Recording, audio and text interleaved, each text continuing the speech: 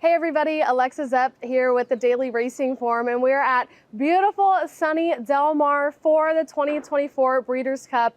In my opinion, hands down, the best 2 days of racing for the whole year. And we're gonna go over a pick 3 sequence for Future Stars Friday. It's a really cheap ticket that I put together because I have a really strong opinion in the first leg. I'm gonna play it multiple times to try to hit big. But it starts with race 8, the Breeders' Cup Juvenile Fillies Turf for $1 million, going a mile on the turf. Some tidbits and key factors about this race. The average winning buyer is an 87.6. Chad Brown has won it 6 times, and no other trainer has won it more than once. I actually don't think Chad is going to win it this year, though. He only has one in Virgin Colada, and I'm not a huge fan. The one I really do love is the number 1, Lake Victoria for Aidan O'Brien's barn. It is the morning line favorite at 8-to-1 odds. The one to beat, undefeated in 4 starts, has won multiple Group 1 races in Europe. Will be a little bit of a distance test as she hasn't gone more than 7 furlongs, but being out of Frankel, she should like the distance. All of her comment lines say she ran well on comfortably, which means to me that we really haven't seen her pressed and seen her ceiling yet. Her latest time form rating is a 108. So that is my single in this pick 3 sequence. The next race is race 9, the Breeders' Cup Juvenile for $2 million, going a mile and a 16th on the dirt. Some key factors about this race. The average winning buyer is 96.6. Pletcher won it the last 2 years with Fierceness and Forte. There is a lot of pace in here this year. I like number 1, East Avenue for Brendan Walsh and Tyler Gaffleone with 5-2 morning line odds. East Avenue is undefeated in 2 starts, winning both by over 5 lengths, and was handwritten out in both of the races. So we definitely have not seen his ceiling yet. In the last out, he stepped up to a mile and a 16th in the Grade 1 Breeders' Futurity and won with ease. He should be the early leader in here, but again, there's going to be a lot of pace, very contentious pace.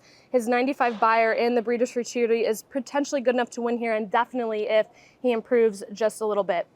Also be using the number 5, Jonathan's Way, with 9-2 morning line odds. Going to be the other pace setter along with East Avenue, and Philip Bauer's trainer means business. He wins graded stakes 17% of the time, and with 2-year-olds 29% of the time.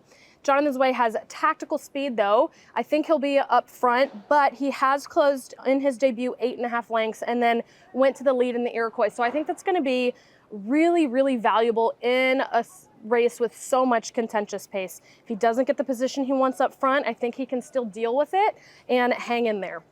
I'll also be using number 8, Shin Believe. This is 10-1 morning line odds. This is one of my best long shot plays of the weekend.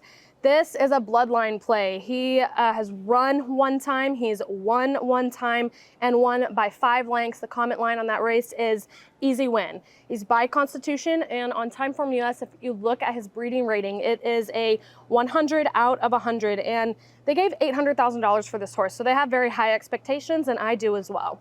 The last leg of the pick 3 is race 10, the Breeders' Cup Juvenile Turf for $1 million, going a 1 mile on the turf. Some key factors for this race are the average buyer is an 85.8. Aidan O'Brien and Ryan Moore won it last 2 years with Unquestionable and Victoria Road. Charles Appleby before that with Modern Games here at Del Mar. I'll be using 3 horses in here. The number 4, Alcudra for Charles Appleby. Alcudra and New Century, who also will be on the ticket, have been duking it out their last 2 starts. Alcudra lost last out second to New Century and was 7 wide, and they were both closing and bumping down the lane. He did get a 91 buyer in the summer, and before that, he had improving time form ratings every single race, so I think is a major contender. Also using the number 10, Mentee for Todd Pletcher, a bit more of a price play with 15-1 morning line odds. And I think they wanted to see his ceiling, so they tried him in the Grade 1 Hopeful, where he lost to the likes of Chancellor McPatrick, and then won the Grade 3 Futurity at Belmont at Aqueduct last out with an 83 buyer. He confidently pressed the pace and then just let loose in the stretch. I think he clearly had more that race and looked really great on the gallop out. That was his first start on the grass. He's won on the dirt, so he's a very versatile horse. He's a son of City of Light, whose progeny is winning 17% on the turf, which is much better than the average at 12%. And finally, Like I said before, I will be including the number 11 New Century, who closed from 6 lengths back to win the Grade 1 Summer. Outclosed Al Qudra that day. They came flying at the end together, bumping very wide down the stretch. He got a 93 buyer for that performance and will be a major contender in here if he gets a clear trip. He's also out of Cameo, which is a Kitten's Joy horse, and Kitten's Joy horses going long on the turf is always an angle that I like to play. So it's a very skinny ticket. It only is $9 for $1. I am going to play it multiple times, but if you want to keep it cheap and just play it once, if that's more your style, go for it. Again, it is Future Stars Friday at the Breeders' Cup. I hope you have so much fun watching and enjoying these championship races, and good luck on all your bets, especially if you play this Pick 3 with me.